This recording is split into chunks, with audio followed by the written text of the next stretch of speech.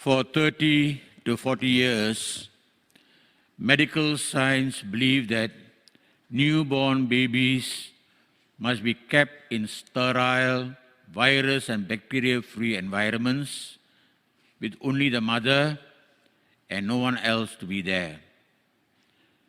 And what they saw was this. They saw the babies did not grow, did not thrive, and some even began to die. Then they rediscovered the old truth that humans require touch. Touch to thrive, touch to grow. No human contact, no growth. If newborns need human contact, can we, a Christian, a child of God, live without the God touch? Live without contact with God? Can we? The scripture today reminds us of this essential. This is the heart of everything. Without God contact, one rise up, one withers away. We need God. And the vine and the branches parable reflects this truth. Jesus and Paul lived this connection with God. Jesus himself was very one with God.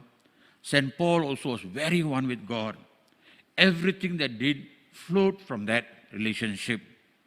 And they were able to say, the Father and I are one. I am in the Father and the Father is in me. It's a very deep relationship, a deep friendship. And we need that. And many Christian writers, authors call this communion. We use the word communion, but we limit the communion only to the bread. The communion that we're talking about is the spirit of communion, where God is one with me and I am one with God. Where God lives in me, I live in God. And that is why this is made possible. The curtains in the temple tore, and man could go in to touch God. God became reachable.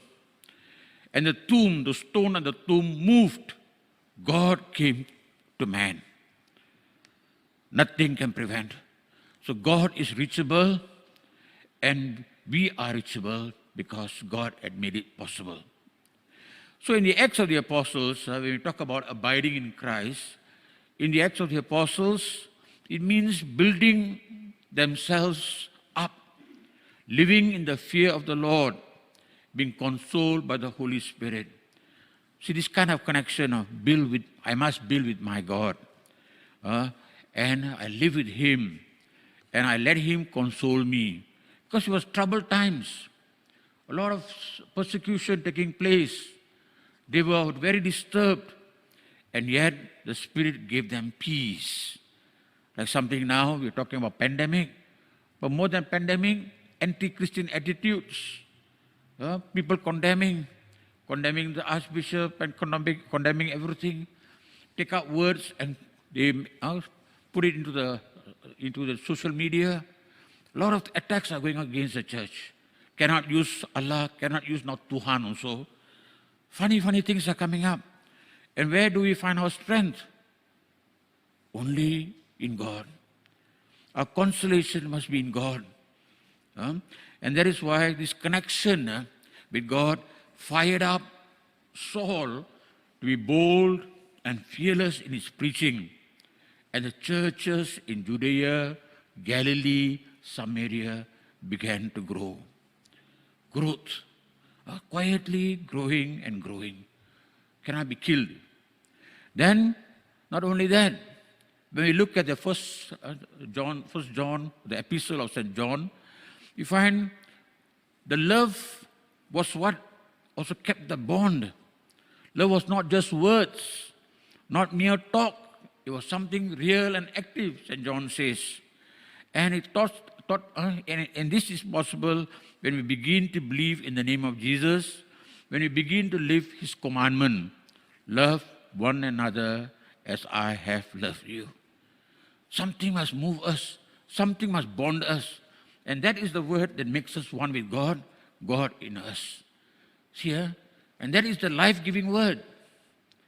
God's love flowing into us, we live that love to others. And we bring that love back to God. In our living our love, we love God back. Not just I and God look at each other. It's different. God loves me and I love the other, and that is my loving God. That's why Jesus said, you did it to me. When you love, you did it to me. Many people think I look at God and God look at me. That is not what Christianity is all about. Christianity is about living this God life. So this is what it is. Abiding in Christ means empowered to pass on this. Okay? And this intimate relationship with God is also reflected in the parable, the vine and the branches. And John's Gospel talks about it. It talks about being attached. See, being attached, remaining in Him. As you're connected to Him, His life flows in you, and you begin to bear fruits. And He will also prune you to bear better fruits and more fruits. And that is what is called following. Some call it discipleship. See, before you can become a good shepherd, you must become a good disciple. That's why the beauty about Pope Francis is this. For him, everybody sees a difference. For him, he says we have to be a discerning disciple, a discerning person. Discerning person means I must see with the eyes of a good disciple and then see with the eyes of a good shepherd. Before I become a good shepherd, I must be a disciple first. Two goes together. So he always talks about going back to God in prayer and in discernment before you go into action. Many of us want action. But flow action from what? Action from our own ego, not from God. And this is what he's asking. Okay? Go back to this.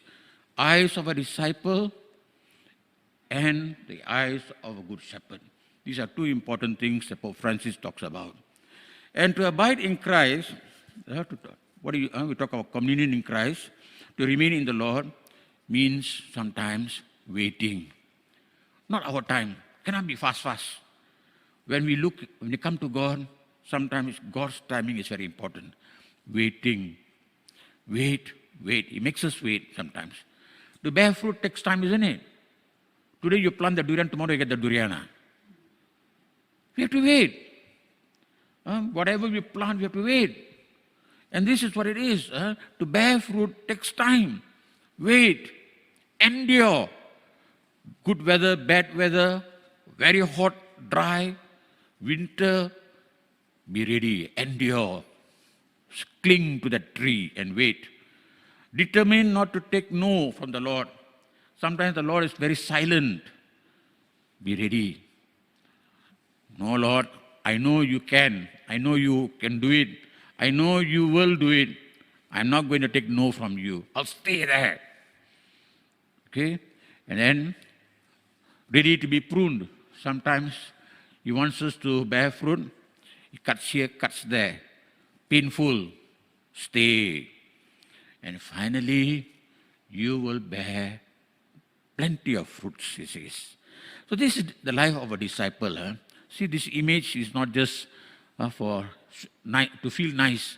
It is another image of what it means to be a disciple of God, a fruit-bearing disciple. Okay? So, of course, if you don't want this, we can have another option. The other option is to cut away. I don't want the vine. I want to grow alone on my own. To reject the intimacy that God offers us. God is giving us a life intimacy, a relationship. I don't want it. I can also resist the pruning. I don't want you to touch me. Very conditional. This much I give, that part you cannot touch. We are conditional. Then it is and this is called rejecting the discipleship, rejecting communion, rejecting this intimacy, and opting for a fruitless life. Okay? So today, just take note. What the scripture is also telling us is there are good starters. There are persevering survivors. There are dried up branches. There are thrown into the fire branches also. Of course, there are fruit-bearing branches also. Okay? And that's what we can be in our relationship with the vine. Attached or detached, pruned or cut away, fruit-bearing or barren. We need contact, we need connection, we need communion with God to bloom and to bear fruits. Very important. So always remember this. God made it possible for us to come to Him. God made it possible for Him to come to us. Grab it. Grab this. And the life will begin to flow inside you. Oscar Wilde, he's a poet, writer. He made this comment. To start a religion is not difficult, but to ensure survival is another matter. To start is easier. To continue growing, living, surviving, that is the hardest.